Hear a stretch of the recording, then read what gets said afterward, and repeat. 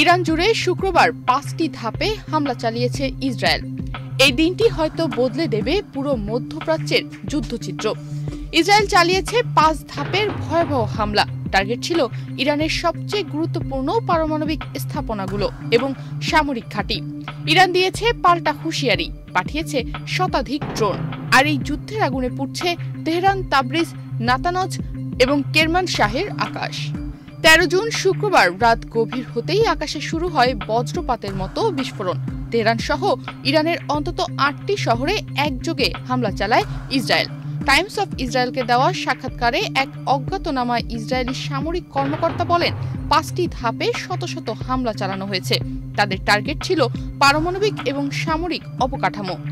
Israeli সামরিক বাহিনীর মুখপাত্র ব্রিগেডিয়ার জেনারেল এফি ডেফরিন এ বিষয়ে গণমাধ্যমকে জানিয়েছেন, 200টি যুদ্ধবিমান অংশ নেয় এই হামলায়। প্রায় 100টি লক্ষ্যবস্তুতে হামলা চালানো হয় একযোগে।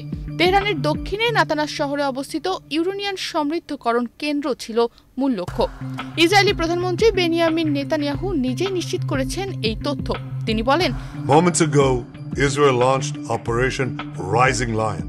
ইরানি বিজ্ঞানীরা যারা পারমাণবিক বোমা তৈরিতে যুক্ত তাদের টার্গেট করেই এই হামলা চালিয়েছে ইসরায়েল। এই হামলায় ইরানের ইসলামিক রেভলিউশনারি গার্ডের প্রধান মেজর জেনারেল হোসেন সালামি এবং পারমাণবিক শক্তি সংস্থার প্রধান ফারাইদুন আব্বাসি সহ দেশটির গুরুত্বপূর্ণ কয়েকজন সামরিক নেতা নিহত হয়েছেন।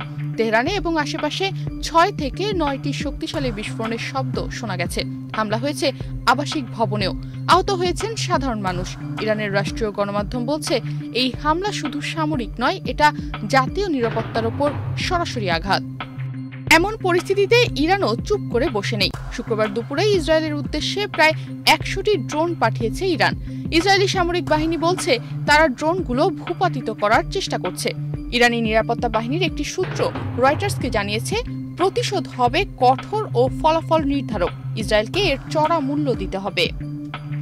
বিশ্লেষকরা বলছেন, এই হামলা নতুন করে মধ্যপ্রাচ্যে যুদ্ধের পরিসর বিস্তৃত করতে পারে, বিশেষ করে যখন বিষয়টির সঙ্গে পারমাণবিক স্থাপনাসমূহ ও বিজ্ঞানীরা জড়িত। তখন এর পরিণতি অত্যন্ত ভয়াবহ হতে পারে। বর্তমানে দুই দেশের পরিস্থিতি উত্তপ্ত। ইরান সরকার জাতীয় নিরাপত্তা পরিষদের জরুরি বৈঠক ডেকেছে। ইসরায়েল বলছে, তারা যতদিন প্রয়োজন ততদিন হামলা চালাবে।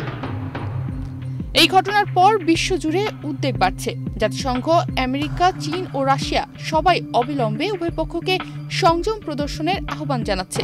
তবে বাস্তবতা হলো, মধ্যপ্রাচ্যের আকাশ আজ আরও একবার যুদ্ধের ছায়ায় ঢেকে গেছে।